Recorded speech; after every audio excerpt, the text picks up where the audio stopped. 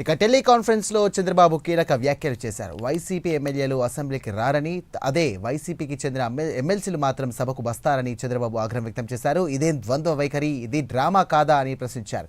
Party కార్యకర్తలైనా నాయకులైన ప్రజలకు అందుబాటులో ఉండాలని చంద్రబాబు స్పష్టం చేశారు. ఎన్నికల సమయంలోనే ప్రజల దగ్గరకు వెళ్తానంటే ప్రజలు హర్షించారని అన్నారు. టీడీపీ ప్రజాప్రతినిధులతో చంద్రబాబు టెలికాన్ఫరెన్స్ నిర్వహించారు.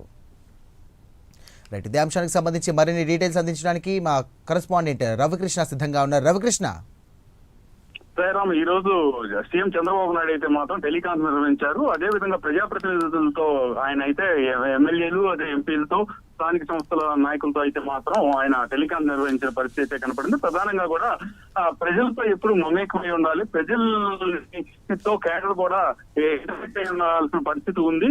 అంతేగాని ఎలక్షన్స్ అప్పుడు మాత్రమే ప్రజలతో కలుస్తాము, తర్వాత కలవాలంటే మాత్రం అది రాజకీయంగా కూడా దెబ్బతినేటువంటి విషయం అవుతుంది. ప్రధానంగా కూడా వైసీపీ నాయకులు గతంలో ఓన్లీ ఎలక్షన్స్ అప్పుడు మాత్రమే ప్రజల్ని కలవడం అనేది జరిగింది.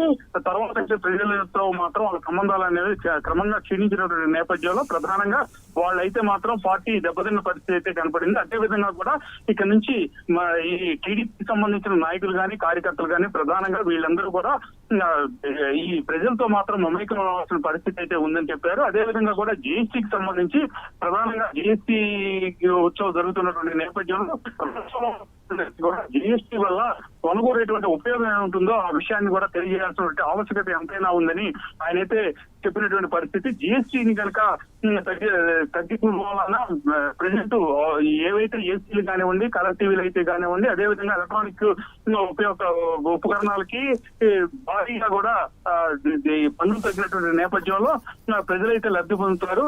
ఔషధాలు కూడా జీరో ట్యాక్స్ విధించినటువంటి నేపథ్యంలో ప్రజలకైతే మాత్రం జీఎస్టీ తగ్గింపు అనేది చాలా సౌకర్యవంతంగా ఉంటుంది. కాబట్టి ఈ విషయాన్ని కూడా ప్రజలందరికీ కూడా తెలియచేయాలి. ఎప్పుడైతే ఈ జిఎస్టీకి సంబంధించి ఈ కేంద్ర ప్రభుత్వం నిర్ణయం తీసుకున్న తర్వాత అసెంబ్లీలో తీర్మానం చేశాం. అదే విధంగా కూడా ఆ తీర్మానం ఎందుకు చేశాం అనేది ప్రజలకు తెలియాలంటే కనీసం రాష్ట్ర వ్యాప్తంగా కూడా 6,000 క్యాంపులు నిర్వహించాలని ఆయన అయితే తెలియజేసే పరిస్థితి అయితే కనపడింది. Right, thank you Ravikrishna.